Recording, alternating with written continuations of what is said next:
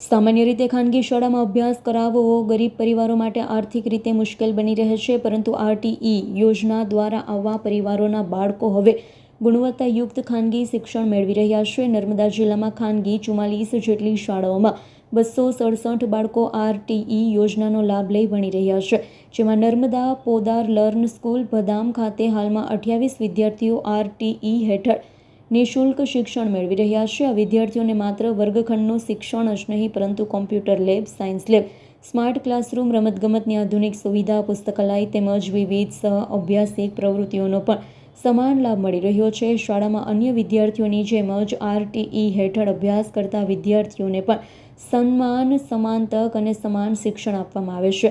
વડાપ્રધાન નરેન્દ્રભાઈ મોદીના સબકા સાથ, સબકા વિકાસ, સબકા વિશ્વાસના અભિગમ અને ગુજરાતના મુખ્યમંત્રી ભૂપેન્દ્રભાઈ પટેલના માર્ગદર્શન હેઠળ રાજ્ય સરકાર દ્વારા શિક્ષણ ક્ષેત્રે અનેક લોક કલ્યાણકારી યોજનાઓ અમલમાં મૂકવામાં આવી રહી છે. આરટીઈ યોજના એ તેમાંની એક મહત્વપૂર્ણ પહેલ છે, જેના કારણે આર્થિક પરિસ્થિતિ શિક્ષણમાં અવરોધ બની રહી નથી. જિલ્લા પ્રાથમિક શિક્ષણ અધિકારી નિશાંત દવેએ જણાવ્યું, નર્મદા જિલ્લામાં 2026-27ના ચાલુ વર્ષે ત્રીજા રાઉન્ડમાં આરટીઈ હેઠળ 44 જેટલી ખાનગી શાળાઓમાં 267 જેટલા બાળકો ધોરણ 1માં પ્રવેશ મેળવ્યો છે. આગળ વધુમાં પ્રવેશ રાઉન્ડ થયેલી અન્ય બાળકોને પ્રવેશ આપવામાં આવશે. નર્મદા જિલ્લામાં આરટીઈ યોજનાનો સફળ અમલ એ દર્શાવે છે કે સરકારની શિક્ષણલક્ષી નીતિઓનો લાભ ખરેખર જરૂરિયાતમંદ પરિવાર સુધી પહોંચી રહ્યો છે. આ યોજના દ્વારા હજારો બાળકોના જીવનમાં નવી આશા જાગી છે, તેમના સપનાઓની નવી ઉડાન મળી રહી છે.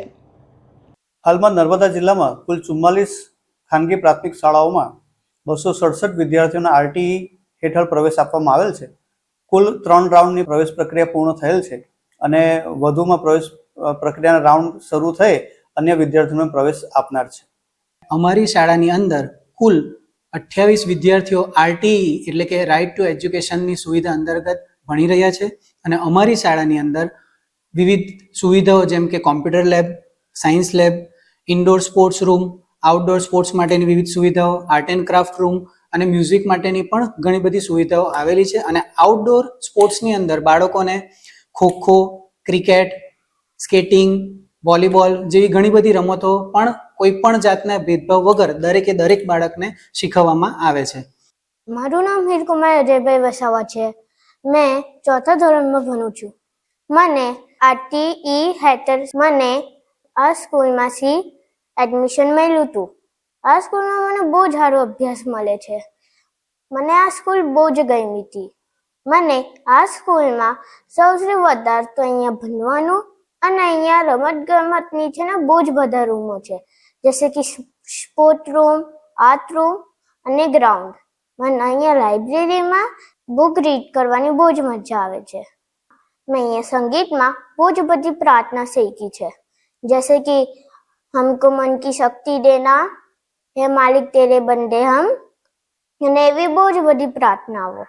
અમે કમ્પ્યુટરમાં ડ્રોઈંગ બી કરી છે. અમને કમ્પ્યુટર લેબ જવાની બહુ જ મજા આવે છે. દીપક જગતાપનો રિપોર્ટ, S9 ન્યૂઝ, રાજપીપળા. અમારી તમામ માહિતીથી અપડેટ રહેવા માટે જોડાયેલા રહો S9 ન્યૂઝ સાથે.